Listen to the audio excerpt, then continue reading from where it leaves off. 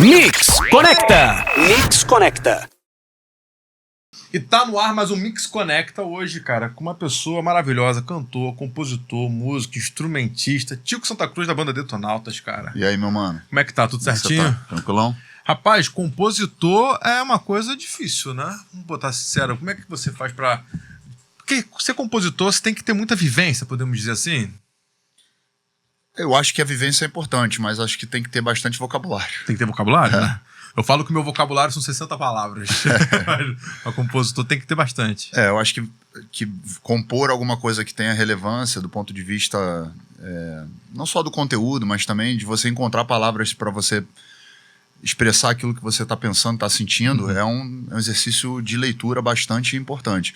Tem a vivência, mas a vivência só vai ser transcrita para o papel se você conseguir achar as palavras. Boa. Né? Então, eu falo sempre para a galera que quer compor que, para compor tem que ler. Tem que ler, né? Ler é a melhor fórmula para compor. Sim. Tem que ler, facilita. Uhum. A gente vê que os moleques do rap, do trap, por exemplo, eles conseguem pegar mas eles têm uma outra experiência, que é a experiência do improviso. Isso. Então, através do improviso, eles vão capturando também milhares de outras palavras que são importantes no vocabulário, e eu admiro muito isso neles, que eles conseguem traduzir. Então, de algum recurso que te dê capacidade de transformar o que você está sentindo em palavras, né? Boa, cara. Porque eu admiro muito a galera que é compositora por conta disso. Acho um talento muito absurdamente maneiro, assim. Antes de mais nada, você que tá vendo aí o Mix Connect, segue nas redes sociais, compartilha pros seus amigos, porque hoje o bate-papo vai ser bom, porque, cara, Detonautas tá numa tour de 20 anos acústico na estrada. E, cara, como é que é você, 20 anos de carreira, fazendo uma versão com a banda de rock, guitarra, amplificador, agora acústico, apesar de ter feito um acústico, mas agora, esse aniversário, podemos dizer assim, de 20 anos, como é que tá sendo isso, cara? A gente tá, na verdade, assim, a gente fez a gravação do Detonautas 20 anos acústico em 2023, em 24 a gente saiu pra turnê, e esse ano a gente tá passando com a turnê nos lugares onde a gente não conseguiu passar em 24, para poder, enfim, dar essa oportunidade, não só pros fãs, mas pra gente também, de levar um trabalho muito bacana, comemorativo, de grandes hits, grandes sucessos, e nesse formato acústico que funciona muito bem. O disco de 2010, que é o primeiro acústico, ele foi um disco que acabou ficando engavetado, né? Então ele ficou só no YouTube, não houve show, e agora a gente está tendo a oportunidade de oferecer às pessoas que gostaram, e é um disco muito ouvido, de assistir ao vivo. Então, é legal. O Detonautas, na verdade, vai fazer 27 anos 27. esse ano. Ele é comemorativo do primeiro álbum,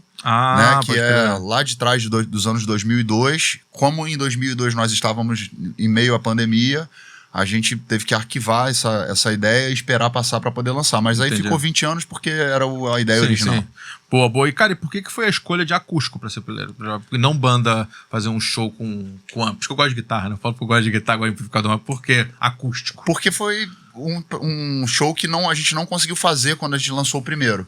E foi o mais, talvez assim, esse conteúdo do Detonautas, o acústico, seja o conteúdo mais ouvido do Detonautas nos streams, nas plataformas. Então a gente entendeu que, como a gente já passa com o show elétrico em vários lugares já há muitos anos, seria a oportunidade de colocar, dar a oportunidade ao público de assistir essas versões que eles só assistiram principalmente no YouTube, né? Boa, cara. E como é que tá sendo a reação do público? Você tá sentindo, tá vendo a galera nova, a geração nova assim, acompanhando vocês? Como é que tá isso? Porque cada show tem os pais, tem os irmãos mais velhos que vão levando a galera pro show. Você tem percebido que tem chegado a galera muito nova, assim? Tem chegado, sim. A gente reagrupou a base de fã do Detonautas com acústico, ou seja, reorganizamos, né? Aquela galera que tava meio dispersa por N motivos.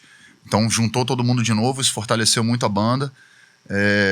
Mas esses dias a minha filha, que tem 16 anos, ela é a minha referência quando se fala de jovens. Procuradora. Né? Não só pelo que ela escuta, que eu fico sempre atento para poder entender também a linguagem, mas quando bate nela alguma coisa, como ela tá acostumada, ela é filha de uma pessoa pública, então ela não tem muito para ela na cabeça dela essa coisa de que eu sou uma pessoa famosa, né?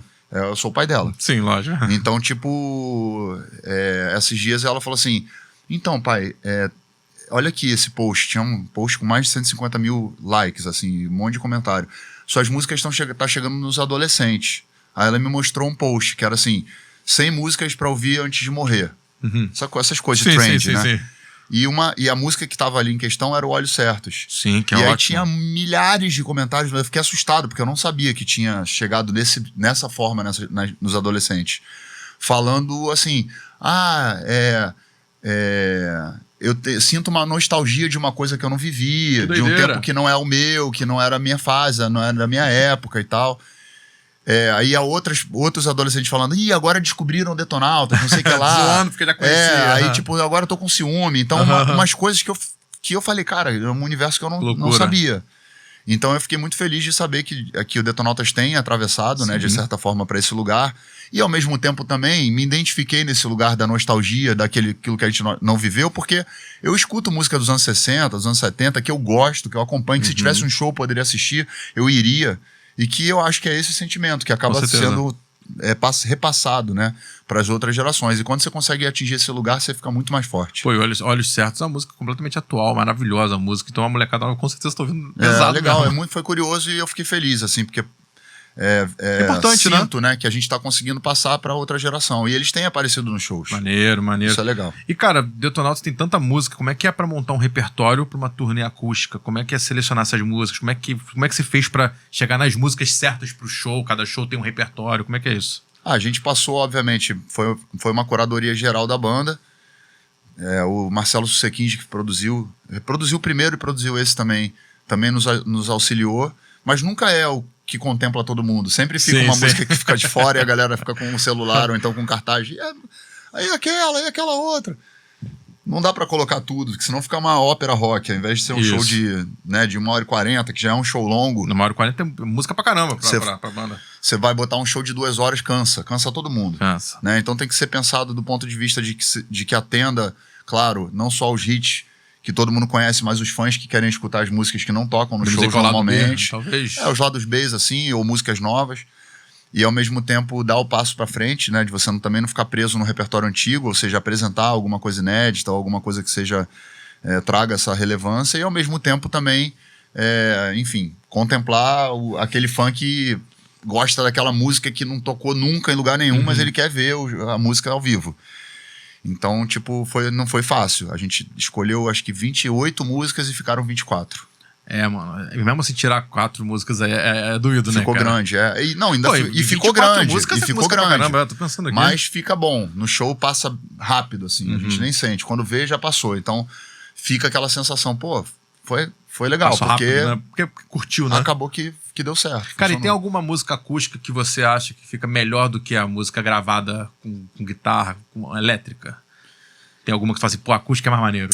Cara, eu acho que essa música que tá tocando agora, o Vamos Viver, ela é uma música que ela pegou muito bem quando a gente lançou ela elétrica, mas eu acho que a versão dela acústica trouxe um frescor, porque é diferente o arranjo, né? O arranjo de guitarra tende a ser diferente do arranjo, até o andamento, assim, a forma como você vai construir esse novo arranjo. E eu acho que o Vamos Viver, ele é uma canção que deu vida a uma música que já tinha vida, mas não tinha tido oportunidade. E agora, ela tocando na rádio, você vê que ela ganhou uma oportunidade de se popularizar, porque muitas pessoas que ouviram na época, né, quando a gente lançou, 2013 a versão elétrica, gostaram da música, mas ela não teve espaço. E agora ela tá tendo Maneiro, espaço. maneiro. Então acho que essa é uma música que teve esse Cara, e 20 anos de upgrade, né? E 20 anos de banda, tem algum momento que você se recorda, se voltasse no tempo assim, que houve um divisor de águas pra banda? Assim, cara, foi. Cara, eu acho que o Retorno de Saturno, que é um disco que a gente lançou em 2007, ele é um divisor de águas. Eu acho que a gente já vinha tentando dividir as águas, né? Quando a gente lançou o Psicodelia. E ali também teve uma divisão de águas, assim, no sentido de sonoridade. É um disco mais pesado, é um disco que tem temáticas mais densas. Mas ele não... enfim, ele é um disco importante. É o disco que tem Você Me Faz Tão Bem, que foi a música mais... É o hit do disco. Mas ele traz uma sonoridade mais pesada, mas em termos de letra, de melodia, de concepção, de arranjo, de conteúdo, de subtextos, eu acho que o Retorno de Saturno é mais completo. Mais completo. Você. Eu acho que dali pra frente a gente vira uma página, amadurece e aí vai pra essa outra página. Boa, cara. Você sempre se posicionou, né, com tema social e político. Isso já trouxe alguma consequência positiva ou negativa na indústria? Porque é sempre polêmico Cara, quando você se posiciona assim, dessa maneira, né? Eu vou falar sobre... Da indústria, eu não Sim, vou sim. entrar nesse meandro, porque isso é muito... É uma percepção muito que pode ser subjetiva. Sim. Né? Agora, do ponto de vista objetivo, todos os lugares onde eu me envolvi com relações principalmente não o tema social, porque eu acho que o social é uma coisa que tem que estar no radar de todo mundo. E o político também, mas a forma como eu me envolvi trouxe muito prejuízo mental para mim. Sério? Do ponto de vista da minha saúde mental. Né? Entrar nessas coisas, nessas discussões durante tanto tempo, eu acho que não só me adoeceu durante um tempo, foi difícil de eu conseguir me curar nesse sentido, de entender, como também adoeceu a sociedade. Bom. Eu acho que muita gente está adoecida e não percebeu. E eu acho que enquanto as pessoas não entenderem que isso adoeceu a sociedade e sair desse lugar de conflito extremo, de guerra, eu acho que a gente vai ficar com dificuldade de conseguir o que é o propósito da política, que é o diálogo. Né? A política é diálogo. Exatamente. Esse é o significado original da política, né? Tô falando lá atrás, Sim, sim. na filosofia. E as pessoas estão justamente fazendo o oposto, elas estão perdendo o diálogo. Então eu nem me envolvo mais nesse assunto porque me traz um dano cerebral, assim, mental, espiritual, um monte de coisa que... Foi intenso, né? Porque, enfim, já passou essa fase e eu entendi também como é que funciona pra mim. Importante passar também, Claro. né? Importante. Cara, e você tem fãs que acompanham a banda desde o início, né, cara? E como é que é manter essa conexão e ao mesmo tempo dialogar, cara, com um novo público? Eu acho que a gente conseguiu construir um legado, então isso manteve uma conexão geracional, do ponto de vista também do quanto a música que as pessoas ouviram nas suas adolescências e agora são pessoas que são economicamente ativas, né? Então conseguem ter uma independência que não tinham naquela época, que dependiam dos pais, etc., para poder viver esse momento com Detonautas como adulto. Mas ao mesmo tempo é importante quando você consegue também passar de alguma forma para outra geração. E eu acho que a gente está fazendo essa transição agora. Eu acho que agora está bem claro que o Detonautas conseguiu não só deixar um legado, mas ao mesmo tempo pegar esse legado e atravessar ele para outra geração. E aí eu acho que quando você consegue concluir isso com o que você escreveu de sucessos mais antigos, você ganha tônus, vamos dizer assim, né? Mas ao mesmo tempo não dá para você ignorar que você precisa construir coisas novas. Né, para você dialogar também no lugar do novo, Sim. agora, com o que está acontecendo agora. E eu acho que esse é o maior desafio do Detonautas atualmente. Eu acho que é o desafio de várias bandas, vamos dizer assim, né? Uma coisa um pouco difícil, mas o Detonautas, com o nome que consegue tranquilo. A gente tem trabalhado no sentido de entender, porque tem muita gente que gosta de criticar. Isso é normal. Porque isso aí não é bom, porque isso aí na minha época era melhor, porque não sei o que lá. E aí Saudosismo fica aquela eterno, coisa engessada. A gente entende que, óbvio, que nós fizemos é importante, mas que a gente precisa também avançar no sentido de entender esse diálogo com um público mais jovem. Então, eu como compositor me proponho a ouvir o que está acontecendo agora e aprender com o que está acontecendo agora, para poder dialogar com eles. Senão eu fico congelado no meu castelo de gelo e aí, derrete e acabou, né, mano? Boa, cara. E eu vi aqui, cara, que a banda surgiu no bate-papo UOL. Cara, conta isso pra galera aí. Como é que montou? Pra quem não tá ligado, bate-papo UOL, vou botar aqui um antigo WhatsApp aberto, sei lá, como é que vai explicar pra galera nova o que era um bate-papo UOL, né? O bate-papo do UOL, na sala, verdade... um chat, né? Um chatzinho que a galera... assim, o WhatsApp, ele é um canal, digamos assim, que é onde as pessoas se juntam para falar, né, sobre... Tem grupos, né, aleatórios, que juntam pessoas aleatórias. Então acho que é uma boa analogia. Mas é porque naquela época, na verdade, era dividido por cidade, era dividido por, enfim, por tema. E a gente não tinha tanta gente usando. Hoje o WhatsApp todo mundo usa. Isso. Mas naquela época era pouca gente que estava usando, porque a internet estava começando, né? Então não era tão acessível. E aí a gente se conheceu, talvez até por essa circunstância, porque estava num momento que... A banda foi montada pelo... A gente se conheceu pelo chat Na verdade era chat da Folha de São Paulo, depois virou o UOL. E ali a gente ficava conversando, e aí marcamos um luau lá em Ipanema, perto ali do posto 8. E a gente ia para o quiosque fazer os encontros desse bate-papo para as pessoas se verem pessoalmente, porque não tinha essa coisa de baixar foto, não existia isso. Não tinha celular pra galera poder. Vamos lá, partiu, né? Vai Você lá, tinha né? que marcar o lugar e encontrar com as pessoas. E as pessoas usavam nicknames, assim. Sim, sim. Então você chegava lá, quem é você? Eu sou fulano de tal, sou fulano... E aí falava os apelidos. E era divertido isso aí, que, enfim, era uma transição, foi na época da transição. Então, o Detonautas é a primeira banda do mundo, não do Brasil, a ter sucesso comercial tendo se formado na internet nos anos 90. Que então, doideira. isso é uma coisa que a gente tem, que é a parte da história, que talvez hoje não faça tanta diferença, porque todos se conhecem na internet, mas na época era. Era um absurdo isso daí, era um negócio... Na época foi muito tempo. A gente usou isso muito como pauta, né, para poder pegar espaço na imprensa. E você, como surgiu no primórdio da internet, conseguiu se adaptar bem, a banda conseguiu se adaptar bem com esse cenário de streaming, rede social e afins, porque é outra realidade também, né? A gente passou pela transição do CD pro streaming, né? Na verdade, né, quando o streaming começou, as pessoas chamavam de pirataria, que era a época do Napster. Isso mesmo. Né? Isso já é streaming. Né? Tipo, já era o som digital da forma reproduzida. Depois, óbvio, as plataformas se organizaram para oferecer o serviço. Mas a gente passou por essa etapa. Então, Napster, é verdade, cara. A gente se adaptou, na verdade.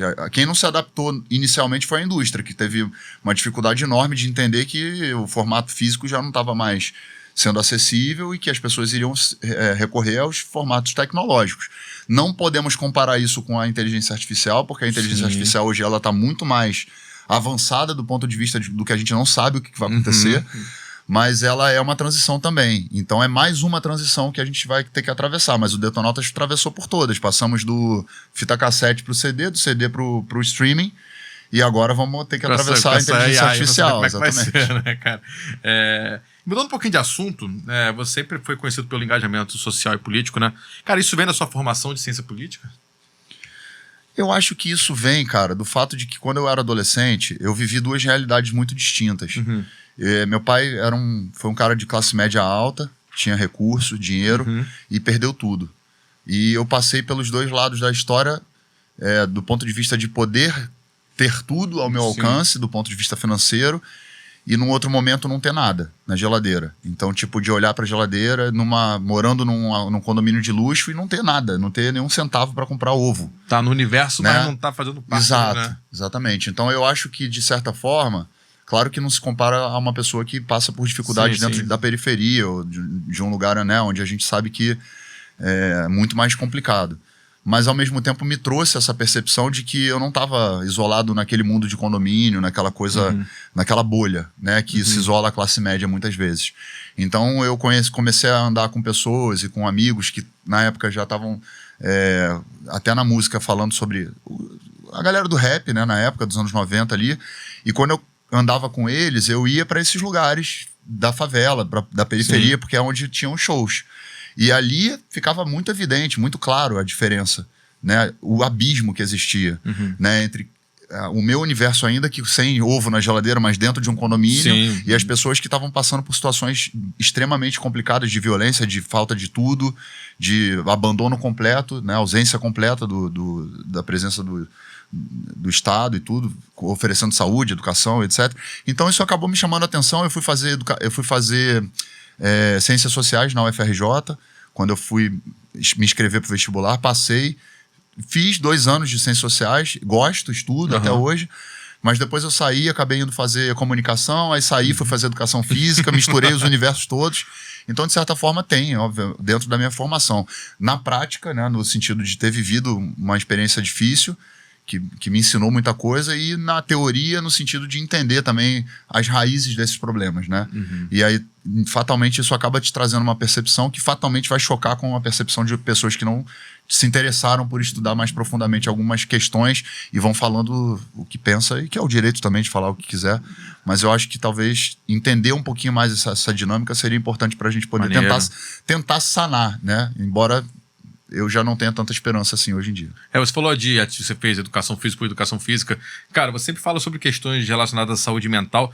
Tem alguma rotina que te ajuda na saúde mental? O que você tem feito para poder tratar? Porque eu acho que a galera tá faltando saúde mental para muita gente, né, cara? Qual é a sua rotina para melhorar isso? Bom, primeiro, identificar que é necessário fazer uma rotina para você poder estar com a saúde mental rotina mesmo, né? Rotina cuidada, mesmo, né? digamos assim, né? Que a maioria das pessoas até ler no Instagram ou ler nos lugares sobre saúde mental, etc. O que tem acontecido que é muito perigoso, que é você pegar temas importantes como ansiedade, depressão ou qualquer questão relacionada a essas questões emocionais ou até psíquicas mesmo do ponto de vista médico e sair rotulando tudo e colocando todo mundo dentro das caixinhas como se fosse, fulano de tal é narcisista, fulano de tal eu não sei o que lá, fulano de tal não sei o que, usando conceitos que são muito superficiais.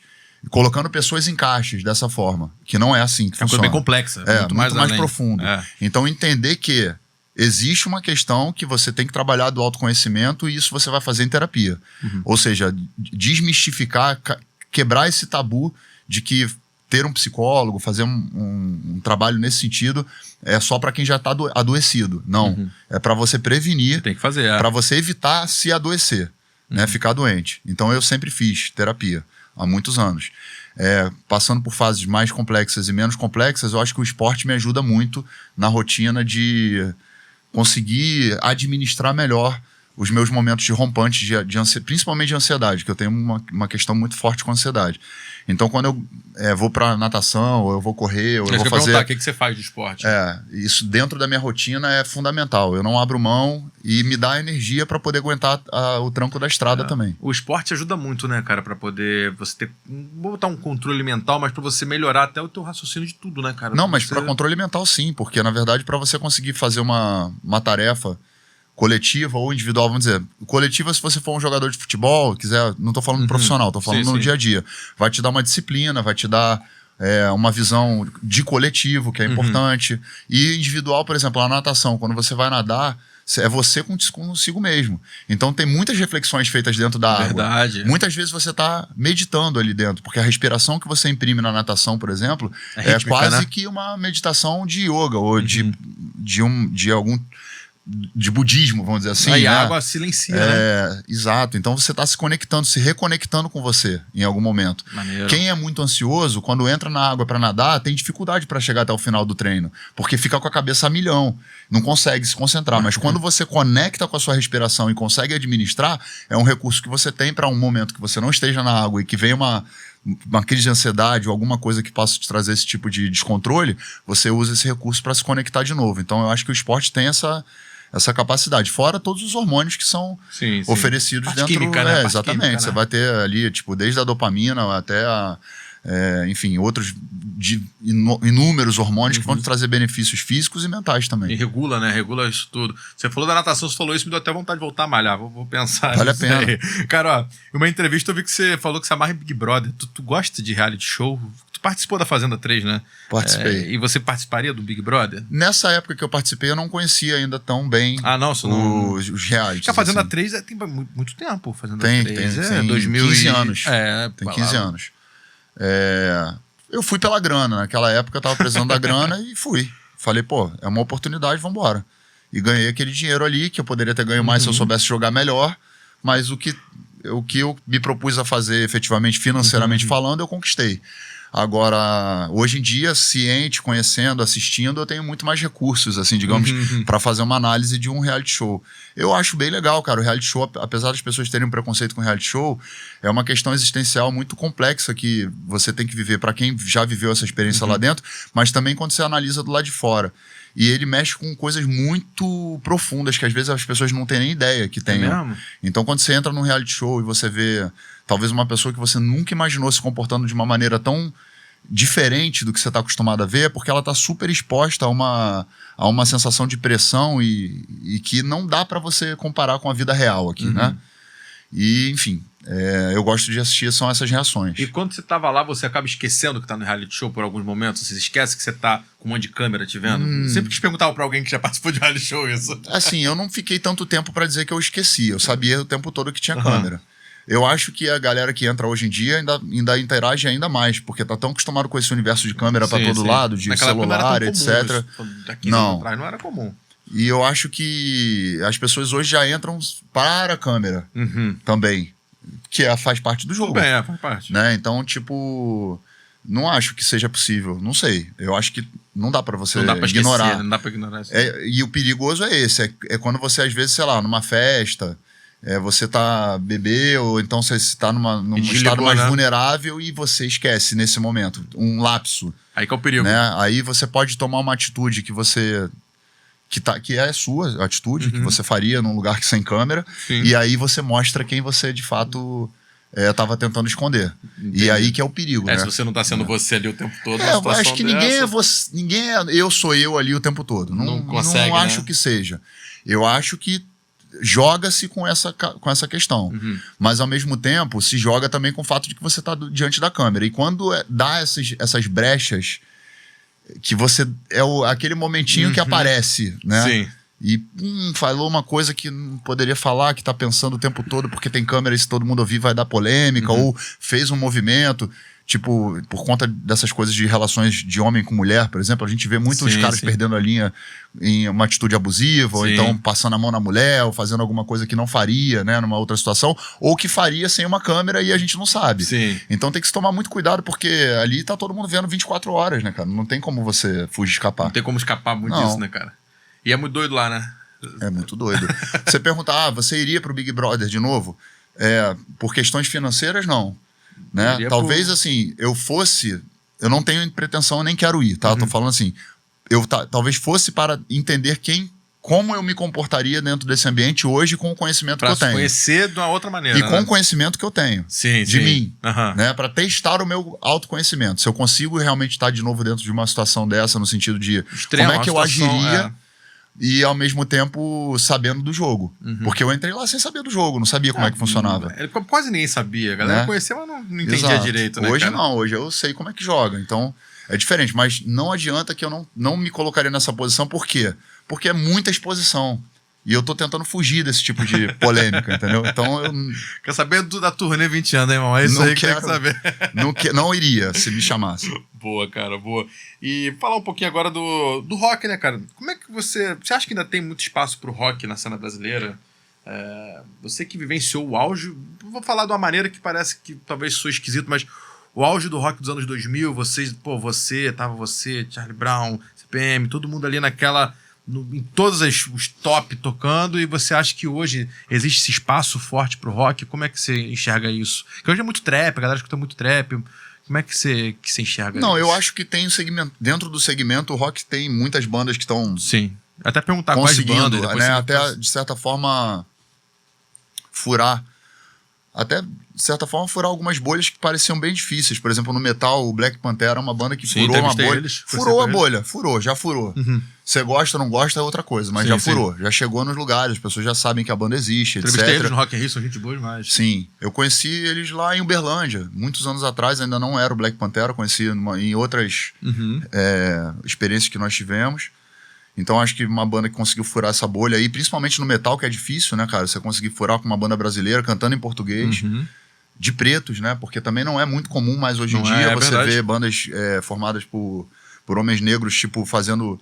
Embora o rock tenha originalmente, o blues seja originalmente dos negros, a gente não vê tanto. Só tem que... O Living Colour, que você vê na sua cabeça e tal. Enfim, mas eu acho que tem essa representatividade. Tem outras bandas, tipo, femininas, que são... Aqui do Rio tem a Adrena, que é muito legal, que é uma banda que já tá aí correndo atrás um tempão. Tem o Canto Cego, que é da Maré, que ambas são... é verdade, o Canto Cego é muito bom, cara. São bandas com vocalistas femininas, que é legal. Lá em São Paulo tem o Demonic, que também é uma banda que também tá furando bolha aí. Assim, todo mundo numa realidade do rock underground, né? Tentando conseguir esse lugar do mainstream. É difícil ir pro mainstream com rock hoje. Por quê? Porque a galera tá, de fato, consumindo mais o trap. Existem bandas? Milhares. Tem um monte de bandas. A gente pode enumerar um monte. Mas eu acho que talvez o mainstream do rock ele precise repensar a posição dele com que tipo de diálogo ele tá propondo pra molecada mais nova. Entendi, legal. Eu acho que o rock tá com essa dificuldade de conseguir dialogar com a galera mais nova. Tem público? Tem. Mas não é mainstream. Eu tenho percebido que na gringa tá tendo um movimento rock de volta, de leve, assim, tá? Estão tentando resgatar um movimento atual, vamos dizer assim. Será que eu tô viajando? Não sei. Eu acho que tem muita coisa acontecendo que já é dos anos 2000, tipo o retorno do Linkin Park com a vocalista feminina, tá? É legal, eu gostei. No primeiro momento fiquei meio na dúvida, depois eu ouvi direito e achei ótimo. Assim. Ela é muito boa.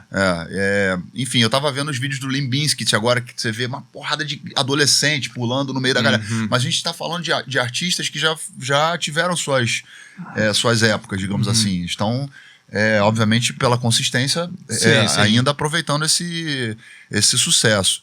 Mas de bandas novas, cara, eu tenho escutado bastante coisa, eu tenho tentado escutar muitas coisas, principalmente quando essas plataformas de streaming te dão a oportunidade de você ouvir o, digamos, radar de novidades. Isso. Eu sempre escuto. É legal, eu gosto de ouvir também.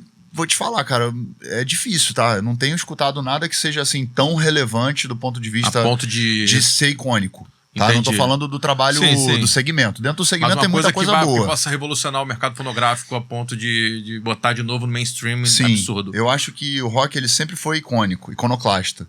Né? Você precisa de... Por que o moleque quer ser o Oruan? Por que o moleque quer ser o Felipe Ret? Por que o moleque quer ser o, sei lá, o Veig? Porque ele se identifica com aquela imagem, de alguma maneira. Eu não tô aqui questionando se é bom ou se é ruim. Sim, não. Tá? Mas pra identificação. icônico. O moleque olha para aqueles caras e fala, eu quero ser igual a eles. Se é bom ou se é ruim, cada um vai julgar. Tá. Eu não fico aqui para fazer julgamento. A minha filha escuta trap, eu escuto, tem coisa que eu acho ruim, tem coisa que eu acho bom. Agora, quem é no rock hoje que é icônico? Em quem que eles estão querendo se espelhar? Né? Quem que é o jovem roqueiro hoje que tá nos lugares e que um garoto de 14 anos, de 12 anos, eu queria ser aquele cara ali? Não sei. Verdade, não tem. Hoje eu não sei. Eu não sei. Galera nova, eu não sei. Talvez essa molecada que escuta o Black Pantera queira ser o cara do Black Pantera. Ou então escuta a banda feminina quer ser aquela menina. Mas se você for pegar... eu tenho 47 anos, cara. Sim. Então eu não vou ser um cara Tu foi o cara que a galera da minha geração falou assim, cara, exato. Cruz, irmão. Eu não vou ser o cara que um moleque de 14 anos vai querer ser, porque eu não tenho mais essa idade pra ser. Ele pode até gostar da minha música, mas ele não quero ser igual o Tico Santa Cruz. Tem que aparecer alguém jovem, de 20 e poucos anos, ali como foi o Kurt Cobain na época quando a gente era adolescente, como foi o Axl Rose na época dele, como foi, enfim, outros artistas. Tem que surgir alguém ali com essa identidade. Algum ícone. Para um poder ícone. fazer essa identificação. Quando essa identificação acontecer no mainstream, aí pode ser que até as próprias bandas que estão dentro do segmento ganhem espaço para poder mostrar o trabalho. Que alivia, né? Faz um alívio da bolha, porque né? aí dá o refresh, né? Isso. Então eu acho que tá faltando isso. Mas isso é um movimento que normalmente acontece de fora para dentro. Isso. Acontece primeiro nos Estados Unidos ou na Europa e depois vem pro Brasil. No rock, né? Porque a gente tá falando de um estilo que não é nosso. O rock a gente adaptou para nossa linguagem. Vamos ver. Tomara, se em algum momento aparecer, vai ser bem-vindo. Mas eu acho que vai. Aquela banda, teve uma banda italiana que até conseguiu fazer esse movimentozinho, mas não chegou. Teve no show aqui, eu tô ligado. Esqueci agora o nome da banda. Rolou no Rock in Rio, o show. Putz, esqueci o nome. O Maneskin. Maneskin. E aí, tipo assim, rolou, mas não pegou do jeito que pegou o Linkin Park, por exemplo. Sim, né? Não teve aquela, não vou dizer agressividade, mas aquela identidade da galera. Não chegou a pegar ainda. Vamos ver, talvez possa ser que surja, porque também nesses momentos de cinza, digamos assim... Que tá muito saturado de tudo que tá rolando, às vezes sai da curva, né? Eu vou te falar uma parada que, enfim, é uma coisa que eu uso como referência. Tem um livro de um cientista chamado Richard Dawkins, que chama O Gênio Egoísta, tá? Não tem nada a ver com rock. Sim, beleza. Nada a ver com música. Mas ele fala dessa coisa, de quando começa a saturar dentro de um organismo aquela... Seja a substância ou a bactéria, ou o que quer que seja, começa a aumentar, aí uma se transmuta. Quando essa se transmuta, num primeiro momento ela fica isolada. Daqui a pouco ela começa a se transmutar e ela vai pegando todo o resto e ela vai reocupando espaço. Então são os ciclos. Por enquanto, esse ciclo ainda tá preenchendo ainda. Está sendo preenchido. Mas em algum momento já dá sinais de que já está saturado. Sim. Pode ter uma transformação.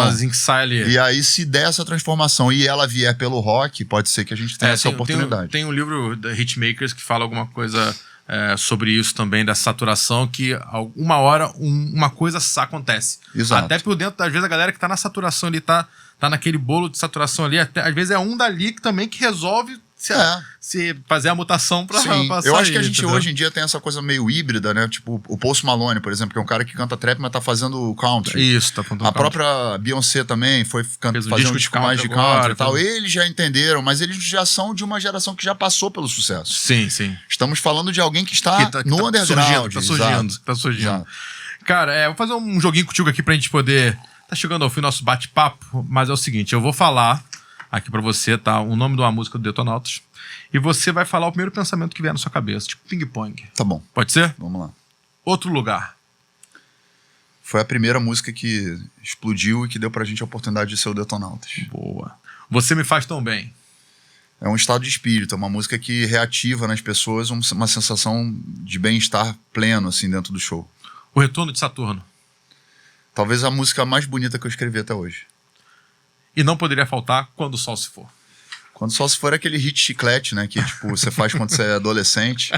E que mesmo que não seja a letra mais profunda que você fez, ela bate nas pessoas e fica. Boa. Que tá no CD do Malhação Nacional com um cabeção Sim, na capa. sim. Que eu tinha esse CD, escutava direto. É a nostalgia, né? Que pega. Boa, cara. Agora voltando a falar da turnê, onde é que a galera confere a agenda de show de vocês, cara? Cara, no Instagram do Detonautas, arroba Detonautas, tem todas as informações da turnê, as datas, os locais. Tá uma agenda bem bonita, assim. Já tem show até novembro aí. E agora falando do show, pra gente poder fechar, que agora realmente estamos fechando, o que motiva vocês, a banda inteira, a subir no palco com a mesma energia de 20 anos atrás? Porque são 20 anos. 20 anos é uma vida inteira, vamos dizer assim. Cara, eu poderia dizer pra você que, tipo, se a gente não se desse bem entre nós, que a gente precisaria encontrar alguma forma de criar esse teatro, digamos assim, em cima do palco. Mas como nós temos uma relação muito boa entre nós, banda, isso internamente faz muita diferença quando você sobe no palco. Então, dentro da nossa realidade, a nossa relação interna, o trabalho que a gente faz, a maneira como a gente enxerga o nosso trabalho, a maneira como a gente acredita no nosso trabalho, é o que vai fazer a gente refletir ali em cima do palco a verdade daquilo que a gente representa. Então eu acho que o Detonautas é uma banda que atravessou muitas dificuldades ao longo do processo todo. A gente sabe que ainda tem muita coisa pra frente pra gente conquistar, mas que nesse momento tá segura. Eu acho que a gente viveu muitas inseguranças, como aquele adolescente que não sabe se tá agradando, ou então quer agradar demais e acaba fazendo coisas que não são tão legais e tal. Mas em algum momento você se sente seguro pra falar, não, a minha obra é consistente, eu tô no lugar que eu deveria estar, passei pelas dificuldades que eu precisava passar e agora, tipo, administrar o lugar, óbvio, né, que você se encontra e tentar criar alguma coisa nova. Nós estamos na fase de vamos tentar criar alguma coisa nova. Bom, importante. Tico, obrigado pela participação aqui do Mix Connect. Você é muito gente boa, tá? Sou muito fã, gosto muito do trabalho de vocês. E, cara, manda uma mensagem agora pros fãs que pedem a música de vocês diariamente aqui com a gente na Mix. Então, pra qualquer um? Vai pra geral. Então, ó, geral aí que tá aí. Não, eu fico feliz que vocês estejam ligando aqui, ó, mandando mensagem. Mandando mensagem né? no WhatsApp. No WhatsApp, pedindo a música do Detonautas. Continuem. Você só olha como é que eles gostam. Pode mandar, mande um monte de música que você quer ouvir do Detonautas aqui na Mix. Mandar. Porque a gente fica feliz de saber que o Detonautas é uma banda que, mesmo depois de tantos anos, né, ainda continua forte, continua ativa. E quando a gente lançar o disco novo, que vai vir coisa nova em algum momento, a gente espera que vocês ouçam e tragam aqui pra dentro da Mix. Muito bom. Eu sou o Tico Santa Cruz aqui no Mix Conecta. Pô, obrigado pela participação. Valeu. E você que tá com a gente aqui, cara, dá uma olhada nas nossas redes sociais, que tem várias entrevistas maneiras. Não sei se uma entrevista tão maneira quanto essa do Tico Santa Cruz, foi maravilhosa, mas entra lá no Mix Connect, tem bastante entrevista legal, bate-papo e tudo mais. Obrigado, tá, Tico? Obrigado. Valeu, mesmo. vamos viver. Tamo junto, vamos viver. E rock, né? Rock na veia ainda isso. fala? Mix.